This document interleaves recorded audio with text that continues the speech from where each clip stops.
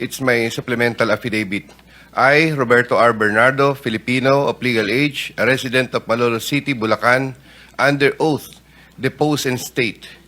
During the proceedings before the Department of Justice and National Bureau of Investigation Case Build-Up Task Force, in connection with the ongoing Senate Blue Ribbon Committee investigations regarding irregularities in certain flood control projects, I was asked to clarify certain matters set forth in my affidavit dated September 25, 2025, which I earlier subscribed and sworn to before the Senate Blue Ribbon Committee.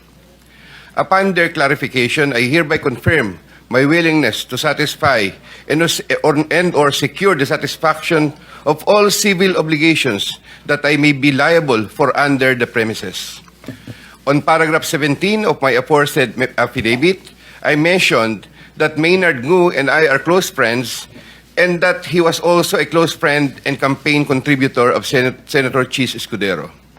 To add, while I was attending the confirmation hearing of Secretary Bunoan sometime in August 2022, I was summoned by Senator Chis to his room. When I got there, he told me, hindi na ako bababa sa CA. Marami pa akong kulang na streetlight sa Sorsogon. Ano ba magagawa nyo para sa akin? I replied, kakausapin ko po si Sec Bunoan kung paano ang gagawin. I relayed to Secretary Bunoan what Senator Chis told me.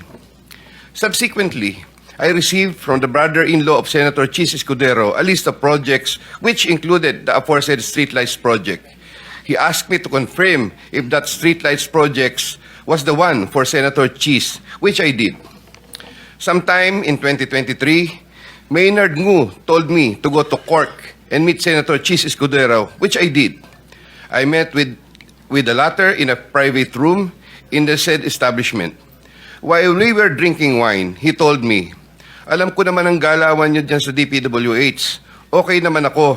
Sabihin mo kay Sec magbaba sa akin. Also, the delivery of the 160 million for Senator Chis referred to in paragraph 17 of my affidavit happened sometime in the first quarter of 2025. Around July 2025, I had a chance encounter with Senator Chis and Maynard Ngu at the Cork. Senator Chis Escudero approached me, shook my hand, and said to me, thank you. I reserve the right to submit such further statements as may be warranted. I attest to the truth of the foregoing statements based on my personal knowledge and authentic records. This supplemental affidavit was executed in the assistance of a counsel. In witness thereof, I have hereunto affixed my signature this day of September 2025 at Metro Manila. I sign po, Mr. Chair.